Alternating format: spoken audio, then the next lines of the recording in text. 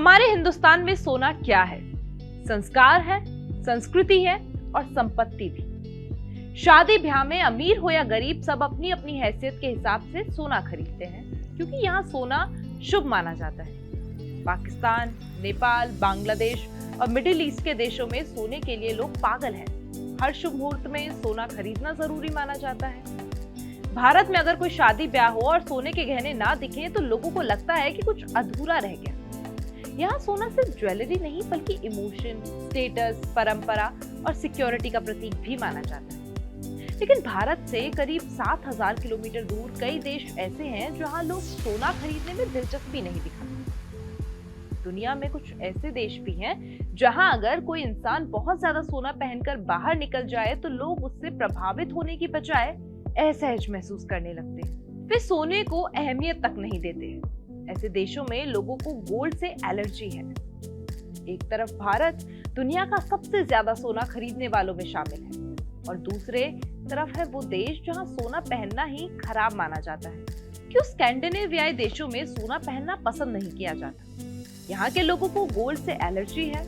इसके पीछे छिपी है एक पूरी सामाजिक सोच। आखिर किन देशों को स्कैंडिनेवियाई देश कहा जाता है? स्कैंडिनेवियाई देश यूरोप के उत्तरी हिस्से में स्थित देशों के समूह को कहा जाता है। आमतौर पर इनमें से 3 मुख्य देश शामिल हैं: स्वीडन, नॉर्वे और डेनमार्क। स्कैंडिनेवियाई देशों को दुनिया के सबसे विकसित देशों में गिना जाता है। एजुकेशन और हेल्थ केयर बहुत ज्यादा मजबूत है। लोगों की इनकम काफी ज्यादा है। हैप्पीनेस इंडेक्स में अक्सर टॉप पर रहते हैं। प्रकृति और एनवायरनमेंट को बहुत महत्व देते हैं। आज इस एक्सप्लेनर में हम समझेंगे कि आखिर स्कैंडिनेवियाई देशों में कम दिखावा क्यों सम्मान की निशानी माना जाता है और क्यों वहां भारी सोने के गहनों को कई बार लोग नेगेटिव नजर से देखते हैं। भारत में सदियों से सोना संपत्ति का सबसे भरोसेमंद रूप माना जाता है।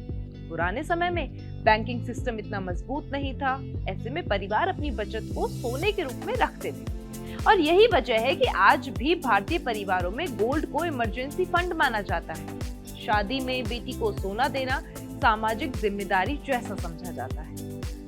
गांवों से लेकर बड़े शहरों तक सोना स्टेटस और पारिवारिक प्रतिष्ठा से जुड़ा हुआ माना जाता है। कई परिवारों में ये पीढ़ियों की विरासत भी होता है। यानी भारत में सोना सिर्फ फैशन नहीं, भावना है। लेकिन स्कैंडिनेवियाई देशों की सोच बिल्कुल अलग है। अब जरा उत्तरी यूरोप की तरफ चलते हैं। स्वीडन, नॉर्वे, फिनलैंड जैसे देशों को दुनिया के सबसे विकसित और अमीर देशों में गिना जाता है।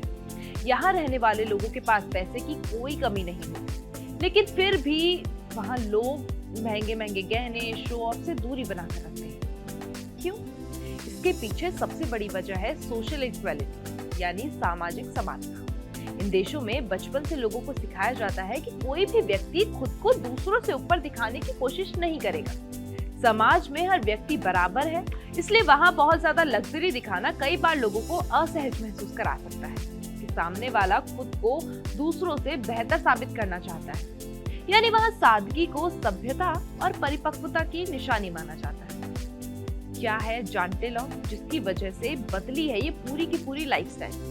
स्कैंडिनेवियाई देशों में एक बेहद मशहूर सामाजिक सोच है जानटे लॉ। ये कोई सरकारी कानून नहीं है बल्कि एक सांस्कृतिक मानसिकता है। इसका मुख्य उद्देश्य है खुद को दूसरों से ज्यादा खास मत समझो। यही सोच वहाँ की लाइफस्टाइल, फैशन और व्यवहार में दिखाई भी देती है। अगर कोई व्यक्ति जरूरत से ज्यादा महंगी चीजों का प्रदर्शन करता है, जैसे कि भारी gold chain, diamond jewellery, super luxury car, अगर वो लगातार इस तरीके का शो ऑफ करता है तो कई लोग उसे अहंकारी या दिखावटी मान सकते हैं। इसलिए वहाँ अमीर लोग भी अक्सर साधारण कपड़े पहनते हैं, पब्लिक ट्रांसपोर्ट इस्तेमाल करते हैं और लो प्रोफाइल रहना पसंद करते हैं। वहाँ क्वाइट लग्जरी क्यों बन रहा है नया ट्रेंड? आज पूरी दुनिया में एक नया ट्रेंड तेजी से बढ़ रहा है, क्वाइट लग्जरी, यानी शांति और सादगी भरी लग्जरी। इसका मतलब है महंगी चीजें खरीदो लेकिन उनका जरूरत से ज्यादा प्रदर्शन मत करो। यानी ब्रांडेड कपड़े हो सकते हैं लेकिन उन पर बड़े बड़े लोगो नहीं होंगे। गहने हो सकते हैं लेकिन बेहद सिंपल और एलिगेंट। स्कैंडिनेवियाई देशों में ये सोच पहले से मौजूद है। अब यही ट्रेंड दुनिया के दूसरे हिस्सों में भी लोकप्रिय हो रही है।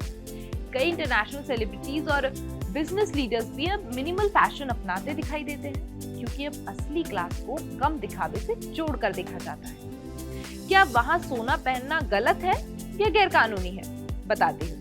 स्कैंडिनेवियन देशों में सोना पहनना ना तो गैरकानूनी है और ना ही उस पर कोई रोक है। लोग वहाँ भी ज्वेलरी पहनते हैं, लेकिन फर्क सिर्फ इतना है कि वहाँ फ्लैशी यानी बहुत ज्यादा चमकदार और दिखावटी गहनों को पसंद नहीं किया जाता। वहाँ छोटे, सिंपल, मिनिमल डिजाइन वाला जो ज्वेलरी है वो पसंद की जाती है। यानी समस्या सोना नहीं बल्कि ओवर शो ऑफ है। भारत और स्कैंडिनेवियन की सोच में इतना फर्क क्यों?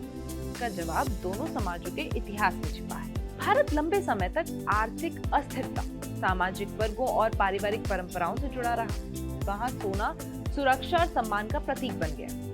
वहीं स्कैंडिनेवियन देशों में लंबे समय से मजबूत वेलफेयर सिस्टम, आर्थिक स्थिरता और सामाजिक समानता रही। वहाँ लोगों को भविष्य की सुरक्षा के लिए गहनों पर निर्भर रहने की जरूरत नहीं पड़ी। इसलिए वहाँ लोगों की पहचान उनके व्यवहार, शिक्षा और सोच से जुड़ी, ना कि उनके गहनों से। सोशल मीडिया ने बदल दी है पूरी दुनिया की सोच। एक समय था जब लग्जरी कार का मतलब था जितना ज्यादा दिखाओ उतना बड़ा स्टेटस। लेकिन अब सोशल मीडिया और मॉडर्न लाइफस्टाइल के दौर में दुनिया का एक बड़ा वर्ग सिंपल लेकिन क्लासी जीवन की तरफ बढ़ रहा है। लोग अब भारी दिखावे से ज्यादा mental peace, comfort, private life और बैलेंस्ड लाइफस्टाइल को महत्व देने लगे।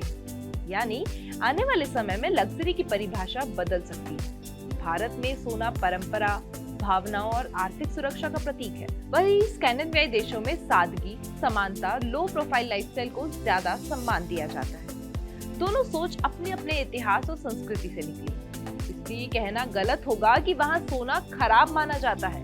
असल बात यह है कि वहाँ लोग दिखावे से ज्यादा सादगी को महत्व देते हैं और शायद यही वजह है कि आज पूरी दुनिया धीरे धीरे कम दिखाओ बेहतर जियो वाली सोच की तरफ बढ़ती दिखाई दे रही है।